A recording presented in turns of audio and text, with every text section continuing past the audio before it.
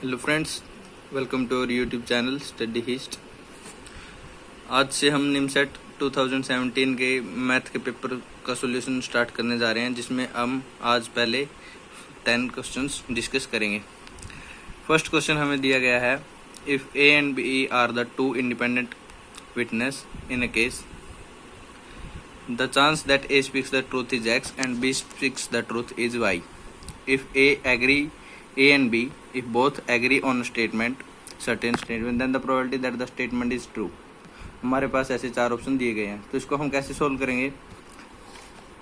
तो देखिए, जो A की प्रोबेबिलिटी है स्पीक्स द ट्रूथ, वो कितनी दी गई है हमारे पास x। तो A नोट यानी कि वो फॉल्स होगा या फिर झूठ बोल रहा होगा, उसकी प्रोबेबिलिटी कितनी हो जाएगी हमारे पास 1 - x, क्योंकि टोटल प्रोबेबिलिटी कितनी होती है हमारे पास A प्लस A नोट की 1 होती है। सिमिलरली जो probability of B speaks the truth है वाई है, तो बी नोट की प्रोबेबिलिटी कितनी हो जाएगी हमारे पास 1 - y। अब दोनों किसी सर्टेन स्टेटमेंट पर दोनों एक साथ एग्री करेंगे, तो उसका मतलब क्या होगा, या तो दोनों सच बोल रहे हैं या फिर दोनों झूठ बोल रहे हैं। अब बात हो रही है हमारे पास सच की, तो सच की स्टेटमेंट ऊपर आएगी। तो हमारे पास फॉर्मूला क्या होता है, जो प्रोबेबिलिटी निकालने का होता है, रिक्वायर्ड प्रोबेबिलिटी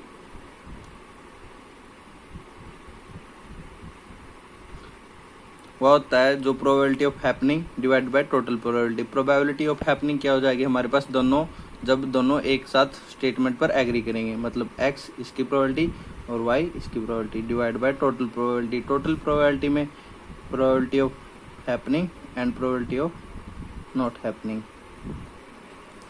तो हमारे पास कुछ ऐसे सोल्व हो जाएगा। तो हमारा इसमें ऑप्शन मैच कर रहा है ऑप्शन ए। यहाँ पे हमारा फर्स्ट क्वेश्चन कंप्लीट सॉल्व हो जाता है। इसके बाद आता है second question, the harmonic mean of two numbers is 4, their arithmetic mean a and geometric mean g satisfy the relation 2a + g² = 27, then the two numbers are. हमारे पास ऐसे चार ऑप्शन दिए हैं, 4 2 6 3 5 7 एंड 4 1। तो इसको कैसे सोल्व करेंगे, देखिए। तो इस क्वेश्चन को कैसे सोल्व करेंगे, मान लीजिए हमारे पास जो दो नंबर है वो a एंड b है। Let the numbers are a and b। तो किसी भी दो नंबर्स का हार्मोनिक मीन हमें पता है, उसकी वैल्यू क्या होती है 2ab divide by a + b। उसकी वैल्यू हमें कितनी गिवन है 4। तो यहाँ से आ गया हमारे पास ab = 2 times a + b, equation number first. अब हमें सेकंड कंडीशन गिवन है 2a + g² = 27। अब जो अर्थमेटिक मीन a होता है उसकी वैल्यू होती है a + b/2, एंड जो ज्योमेट्रिक मीन g होता है उसकी वैल्यू होती है √ab। तो 2a की वैल्यू हो जाएगी हमारे पास a + b, एंड जो g² की वैल्यू हो जाएगी वो हो जाएगी हमारे पास ab। इन दोनों वैल्यूज को हम इस कंडीशन में पुट करते हैं, तो हमारे पास आएगा a + b + ab = 27, equation number 2। इन दोनों में अगर a b की वैल्यू 2 टाइम्स a + b हम पुट करते हैं, तो यहाँ पर 3 टाइम्स a + b हो जाएगा, 1 टाइम ये और 2 टाइम वो, 3 टाइम्स a + b = 27। तो यहाँ से a + b की वैल्यू आ जाएगी हमारे पास 9।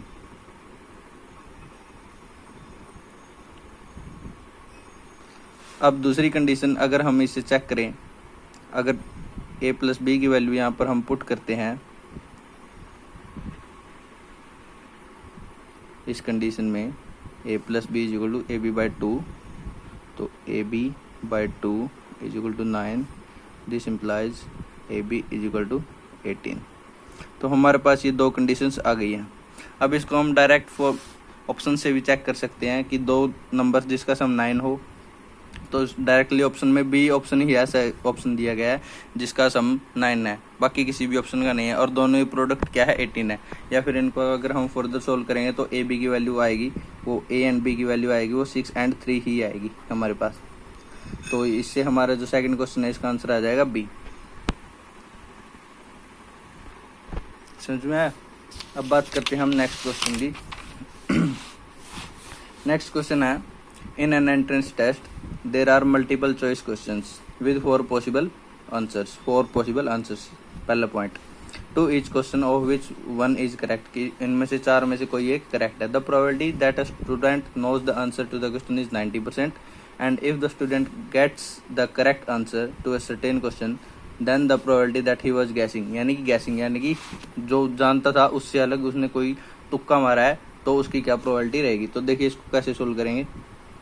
जो स्टूडेंट है, किसी भी प्रोबेबिलिटी है उसकी हैपनिंग द इवेंट, मान लीजिए E1 है, उसकी प्रोबेबिलिटी दी है हमारे पास 0.90, तो प्रोबेबिलिटी ऑफ E1 नोट क्या हो जाएगी हमारे पास 1 - 90 यानी कि 0.10, यानी कि he knows the answer probability आएगी हमारे पास 0.90 and he was guessing the answer, उसकी प्रोबेबिलिटी आएगी हमारे पास 0.10। अब दूसरी बात है, अगर वो किसी स्टेटमेंट पर एग्री करता है, किसी ऑप्शन पर एग्री करता है, मान लीजिए 4 ऑप्शन है ABCD, अगर किसी ऑप्शन पर एग्री करता है तो उसकी प्रोबेबिलिटी E1 के बेस पे कितनी हो जाएगी 1, क्योंकि उसको आंसर का पता था। उसको क्या था, अगर वो किसी सर्टेन स्टेटमेंट पर एग्री करता है तो उसकी प्रोबेबिलिटी क्या हो जाएगी E1 के बेस पर, उसको पता है कि उसका आंसर यही है, तो वो ऑप्शन करेक्ट होने के कितने चांस रहेंगे 100%। और अगर उसको पता नहीं है E1 नोट पे, उसकी प्रोबेबिलिटी कितनी हो जाएगी 0.25, या फिर इसको E2 का भी नाम दे सकते हैं। तो इसके बेस पर इसकी प्रोबेबिलिटी हो जाएगी 0.25, क्योंकि वो गैस कर रहा था तो हमारे पास 4 ऑप्शंस हैं, उसके पास 4 ऑप्शंस है, और 4 ऑप्शंस में अगर 1/4 करते हैं तो 0.25 उसकी प्रोबेबिलिटी आ जाएगी। ही वाज गैसिंग। अब क्वेश्चन ने हमसे पूछा है कि ही was guessing and the correct the answer, तो टोटल प्रोबेबिलिटी जो रिक्वायर्ड प्रोबेबिलिटी होती है हमारे पास वो क्या होती है, probability of happening the event divide by total probability. Probability of happening, happen कैसे करना है हमें, ही was guessing the answer and was correct, तो गैसिंग द आंसर की प्रोबेबिलिटी हमें पता है 0.10 इंटू में करेक्ट की प्रोबेबिलिटी है 0.25 डिवाइड बाय टोटल प्रोबेबिलिटी हमारे पास हो जाएगी दिस 0.10 इंटू में 0.25 प्लस 0.90 इंटू में 1।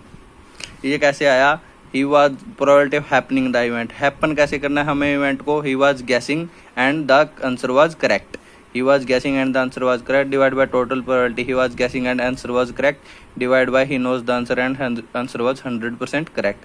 तो इसको अगर हम सोल्व करेंगे तो हमारे पास आएगा 25 divided by 25 plus 900 is equal to 1 अगर इसको 25 से डिवाइड करते हैं तो 1 + 36 1/37। ये हमारी जो रिक्वायर्ड प्रोबेबिलिटी है वो आ गई हम 1/37। तो ऑप्शन बी हमारा मैच हो रहा है, ऑप्शन बी हमारा आंसर हो जाएगा। ठीक है, अब आता है फोर्थ क्वेश्चन प्रोबेबिलिटी का। फोर्थ क्वेश्चन क्या दिया है, a man is known to speak the truth 2 out of 3 time, यानी कि वो आदमी जाना जाता है 3 में से 2 बार सच बोलने के लिए। He threw a dice cube with number 1 to 6 on its faces and reports that it is 6। उसने एक डाइस थ्रो की और वो बताया कि उस पे एक नंबर आया है। then the probability that it is the actual one is, तो वही सिंपल ट्रिक यूज करनी है। पहले हम टोटल जो प्रोबेबिलिटी होती है उसको निकालेंगे, divided by happening divide by total probability कर देंगे। तो प्रोबेबिलिटी मान लीजिए वो इवेंट ई है जो स्पीक्स द करता है ट्रुथ को, तो प्रोबेबिलिटी ऑफ ई कितनी दी है हमें 2/3, तो प्रोबेबिलिटी ऑफ ई नोट कितनी हो जाएगी हमारे पास 1/3। अब बात आती है उसने सच बोला, इसको E1 की जगह प्रोबेबिलिटी ऑफ E2 भी लिख सकते हैं क्योंकि डिवाइडेड बाय उसके हैपनिंग का इवेंट हमें चेक करना होता है।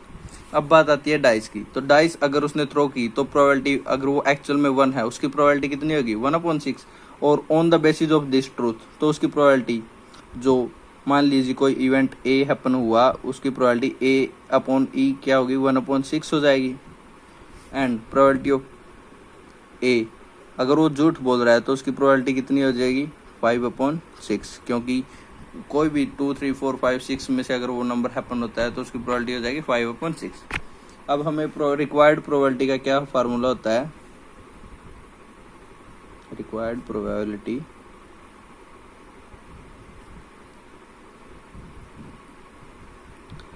प्रोबेबिलिटी मतलब हमें कोई भी इवेंट हैपन करना है और वो क्या है, ट्रुथ है, यानी कि प्रोबेबिलिटी ऑफ ई बाय ए भी कह सकते हैं, क्योंकि कोई भी इवेंट हैपन हो रहा है और वो क्या है, सच है। तो रिक्वायर्ड प्रोबेबिलिटी हमारे पास क्या हो जाएगी, वो सच बोल रहा है पहले तो सच बोल रहा है तो 2/3 और जो डाइस का नंबर है वो भी उसने करेक्ट बताया है, divide by total probability. Total probability में 2/3 इंटू 1/6 उसने सच बोला, प्लस 1/3 उसकी झूठ की प्रोबेबिलिटी और वो गलत था 5/6। तो इसको अगर हम सोल्व करेंगे तो ये हो जाएगा 2/2 + 5 = 2/7।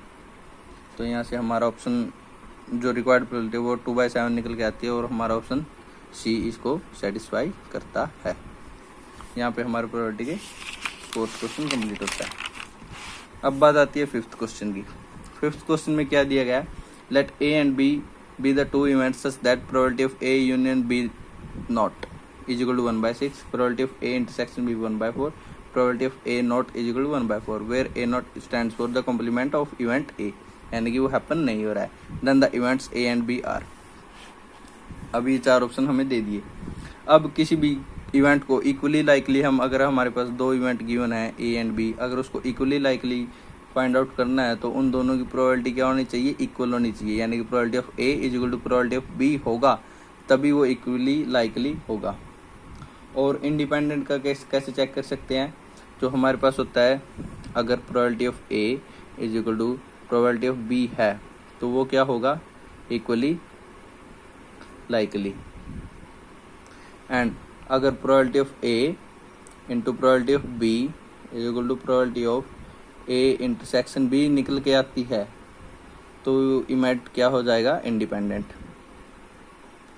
अगर ये इक्वल नहीं आती है तो वो क्या आ जाएंगे, म्यूचुअली एक्सक्लूसिव। तो इसको हम सोल्व करते हैं कैसे। हमारे पास गिवन है probability of A union B का कंप्लीट नॉट = 1/6। दूसरा गिवन है हमारे पास probability of A intersection B = 1/4 और तीसरा गिवन है हमारे पास प्रोबेबिलिटी ऑफ ए नॉट = 1/4।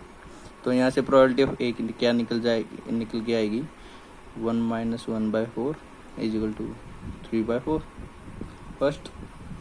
अब ए यूनियन बी बार दिया है तो 1 माइनस प्रोबेबिलिटी ऑफ ए, जो probability of A union B bar क्या होती है, टोटल प्रोबेबिलिटी में से इसकी probability of A union B = 1/6।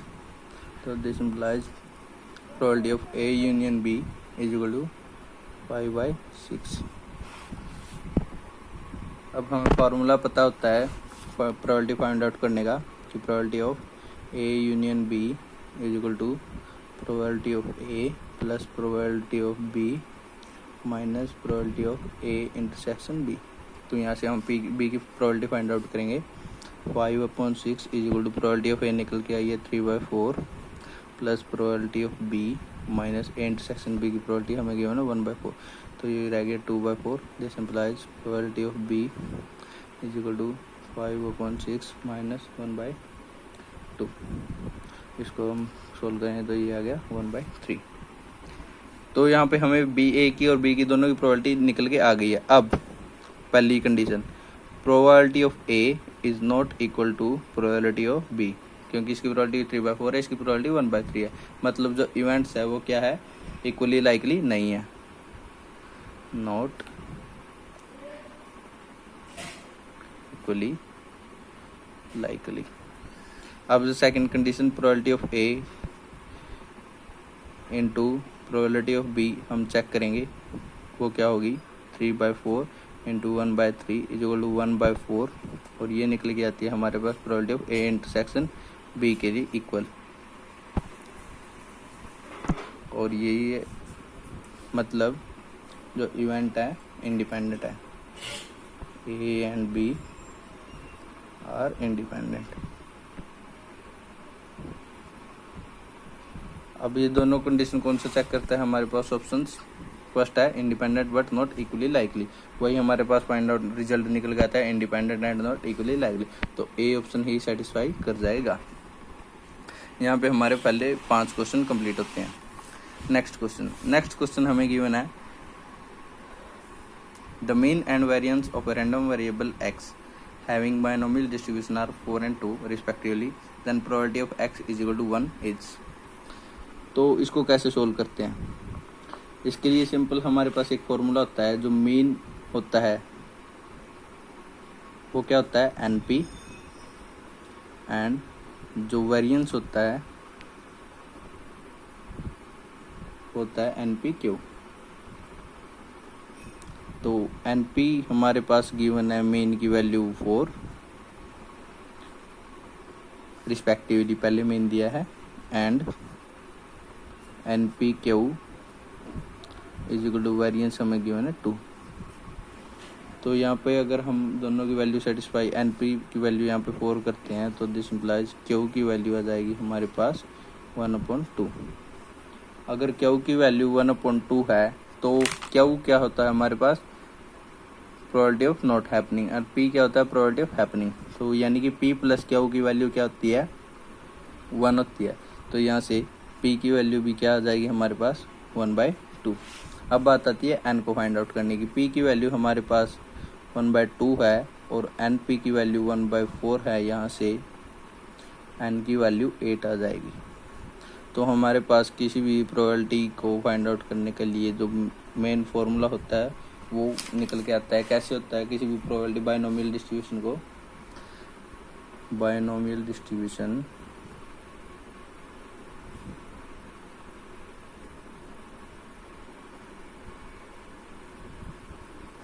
Of x is equal to r, कोई भी इवेंट है हैपन होता है वो क्या होता है NCR P की पावर r Q की पावर n माइनस r।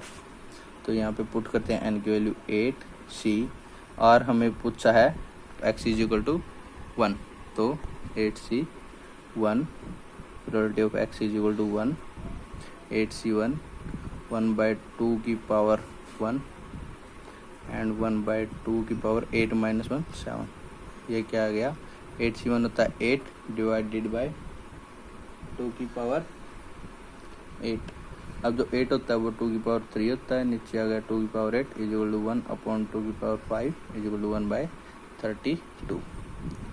यानी कि probability of x is equal to 1 हमारे पास क्या निकल जाते हैं 32, और ऑप्शन से चेक करेंगे तो ऑप्शन ए सेटिस्फाई कर जाता है। यहाँ पे हमारा 6th क्वेश्चन कंप्लीट हो जाएगा। किसी भी बायनोमियल डिस्ट्रीब्यूशन का मीन की वैल्यू होती है NP, वेरिएंस की वैल्यू होती है NPQ। इन दोनों कंडीशन से हम NP और Q की वैल्यू फाइंड आउट कर लेंगे। और कोई भी binomial distribution happening the event R is given by NCR P की पावर R Q की पावर n माइनस R, और वहाँ पे R की वैल्यू x is equal to 1 put करने पर हमें आंसर निकल के आ जाता है। 7th क्वेश्चन क्या दिया है हमारे पास, if x bar is the mean of the distribution of x, then usual notation summation from I is equal to 1 to n fi into में xi minus x bar is, और हमारे पास 4 option given है, mean deviation, about mean, standard deviation, 1 and 0। तो इस question को solve कैसे करेंगे, हमारे पास एक प्रॉपर्टी होती है कि the algebraic sum of all the deviation, जितने भी डेविएशन का अलजेब्रिक सम होता है taken about the arithmetic mean, arithmetic mean के अबाउट जो टेकन होता है वो क्या होता है ऑलवेज 0। मतलब summation I is equal to 1 to n fi into में xi माइनस x बार क्या हो जाएगा 0। यानी कि जो अलजेब्रिक सम है सारी डेविएशन का अर्थमेटिक मीन के अबाउट क्या होता है 0। तो यहाँ से हमारा डी ऑप्शन सेटिस्फाई कर जाएगा, डायरेक्ट क्वेश्चन हो जाएगा। Question number 8, if E1 E2 are the two events associated with random experiment such that probability of E2 is 0.35, probability of E1 or E2 is equal to 0.85, probability of E1 and E2 0.15, then probability of E1 is। तो इसको कैसे solve करेंगे, इसमें सिर्फ एक वो है and और ओ में कंफ्यूजन दे रखी है कि किसको इंटरसेक्शन होता है और किसको हम यूनियन लेते हैं। तो देखिए उसको कैसे सोल्व करते हैं। प्रोबेबिलिटी ऑफ E2 हमारे पास गिवन है सबसे पहले 0.35। अब बात आती है प्रोबेबिलिटी ऑफ E1 और E2, जो E1 और E2 होता है यानी कि ये या फिर ये, यानी कि कोई में से एक, मतलब ये यूनियन का साइन होता है, यानी कि E1 यूनियन E2 भी इसको हम बोल सकते हैं। वो हमें कितनी गिवन है? 0.85। अब बात आती है probability of E1 and E2 is equal to 0.15। अब बात आती है E1 एंड E2, यानी कि ये कोई E1 इवेंट है, यहाँ पे E2 इवेंट है। यहाँ पे जो ये इंटरसेक्शन वाला पार्ट है इसमें क्या है? E1 भी है एंड E2 भी है, ठीक है। मतलब ये इंटरसेक्शन हमें गिवन है, E1 इंटरसेक्शन E2 हमें कितना गिवन है? 0.15। और हमें पता आता है, we know that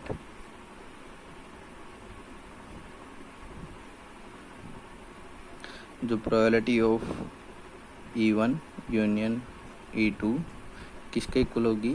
probability of E1 plus probability of E2 minus probability of intersection E1 intersection E2। तो ये गिवन हमारे पास 0.85। E1 हमें फाइंड आउट करनी है, E2 गिवन है 0.35 एंड इंटरसेक्शन है 0.15, तो 0.20 और प्रोबेबिलिटी ऑफ E1 हो जाएगी हमारे पास 0.85 माइनस 0.20 इक्वल टू 0.65। ये फाइंड आउट होके आती है। और ऑप्शन में कौन सा ऑप्शन मैच करता है? Option C. सिंपल, डायरेक्टली, कोई कंफ्यूजन नहीं है। E1 और E2 का मतलब होता है यूनियन और E1 एंड E2 का मतलब होता है इंटरसेक्शन। और जनरल फॉर्मूले में वैल्यू पुट कर देनी है और हमारा आंसर आ जाएगा। Next question, question number 9। Question number 9 है find the matrix X such that, ये कंडीशन गिवन है हमें 2A + B + X = 0 where A and B are this. तो इसको कैसे फाइंड आउट करेंगे? देखिए, सिंपल जो वैल्यू है हमें वो वैल्यू पुट कर देनी है। 2A की वैल्यू क्या हो जाएगी? इस पूरे को -1 × 2 -2 4 3 to the 6 एंड 8। जो मैट्रिक्स में अगर किसी भी वैल्यू कांस्टेंट से मल्टीप्लाई करते हैं तो हर एक से मल्टीप्लाई होता है, लेकिन डिटरमिनेंट में सिर्फ एक रो या फिर एक कॉलम से मल्टीप्लाई होता है। अगर 2A ये है, अगर हम इसमें 2A में +B ऐड करते हैं, मतलब कि क्या हो जाएगा हमें? -2 4 6 8 2A हो गया, प्लस B करेंगे 3 -2 1 5 प्लस में X = 0। ये हमें जनरल कंडीशन गिवन है। तो 3 और 2 क्या हो गया हमारे पास? +1 4 2 = 2 प्लस के 2 6 और 1 7 एंड 8 और 5 13 प्लस में X = 0। तो ये उस साइड जाके X क्या हो जाएगी? नेगेटिव हो जाएगी, -1 -2 -7 एंड -13। तो हमारा आंसर तो क्या हो जाएगा? Option B, -1 -2 -7 -13। सिंपली वैल्यूज़ को इसके अंदर पुट कर देना है। जो मैट्रिक्स है अगर किसी भी कांस्टेंट से मल्टीप्लाई करते हैं तो हर एक एलिमेंट से मल्टीप्लाई होती है, हमें बस ये कंडीशन ध्यान में रखनी है। तो यहाँ पे हमारा X की वैल्यू आ जाएगी -1 -2 -7 एंड -13, ऑप्शन बी। अब बात फॉरवर्ड होते हैं हमारे पास क्वेश्चन नंबर 10, लास्ट क्वेश्चन हमारे आज की वीडियो का। सम अप करते हैं इसको। If in a triangle ABC the altitudes from the vertices A, B and C on the opposite sides are in HP, then sin A, sin B, sin C are in। Option है हमारे पास HP, AGP, AP and GP। तो इसको कैसे solve करेंगे? Easy tricks, इसको solve करेंगे simply. जो हमारे पास एरिया ऑफ ट्रायंगल होता है, ट्रायंगल ABC की मैंने तो ABC, वो क्या होता है? 1/2 इंटू बेस इंटू हाइट। और हम हाइट को ही क्या बोलते हैं? एल्टीट्यूड, ठीक है। मतलब 1/2 इंटू बेस इंटू हाइट। अब हमारे पास कोई ट्रायंगल गिवन है, ये ट्रायंगल को हम ड्रॉ कर लेते हैं। ए बी सी इसके कॉर्नर हो गए, ये साइड ए के सामने ए, बी के सामने बी, सी के सामने सी। अब अगर बेस ए होगा तो ये हाइट होगी, इसको हम h1 का नाम दे देते हैं विद बेस ए, मतलब डेल्टा की वैल्यू क्या हो जाएगी 1/2 ए h1। और डेल्टा अगर हम बेस बी लेते हैं तो उसको मान लीजिए हम एल्टीट्यूड को नाम देते हैं h2, तो 1/2 b इंटू h2। और अगर बेस सी होगा तो उसको एल्टीट्यूड हाइट को नाम देते हैं c इंटू h3। अब जो एरिया ऑफ ट्रायंगल है वो तो सेम ही रहेगा, मतलब तीनों क्या हो जाएगी इक्वल। तो this implies AH1 is equal to BH2 is equal to CH3। अब हमें गिवन क्या है, H1, H2, H3 are in HP। ठीक है, तो this implies 1/H1, 1/H2, 1/H3 किस में हो जाएगा, अगर कोई भी सीरीज HP में है तो उसका रेसिप्रोकल किस में होता है, AP में, और इन AP। यहाँ से जो AH1 है वो 2 डेल्टा भी हो जाएगा। अब जो 1/H1 होगा, 1/H1 यहाँ से अगर किसी भी 1/H1 की वैल्यू निकालते हैं तो ये 1/H1 इस साइड A/2 डेल्टा हो जाएगा, यानी कि A/2 delta. Similarly 1/H2 B/2 delta. Similarly 1/H3 C/2 delta. ये भी क्या होंगे, AP में होंगे। ठीक है, 2 डेल्टा को अगर हम कैंसिल आउट करते हैं तो A, B, C किस में होंगे, AP में होंगे, क्योंकि किसी भी सीरीज को किसी कांस्टेंट से मल्टीप्लाई करने पर वो सीरीज क्या रहती है, AP में ही रहती है। तो हमें कांस्टेंट 2 डेल्टा से मल्टीप्लाई कर दिया, कांस्टेंट इसलिए क्योंकि एरिया क्या है, फिक्स है। अब बात आती है ABC। अब हमें पता होता है जो A by sine rule, A/sin A is equal to B/sin B is equal to C/sin C is equal to some constant K। This implies A is equal to K sin A, B is equal to K sin B, C is equal to K sin C are in AP। अब similarly किसी भी constant से multiply या divide करते हैं तो series क्या रहती है, अगर AP में थी तो AP में ही रहते हैं। This implies sin A, sin B, sin C are in AP। Question में क्या पूछा था, sin A, sin B, sin C, मतलब किस में होंगे, AP में होंगे। ऑप्शन C सेटिस्फाई करता है।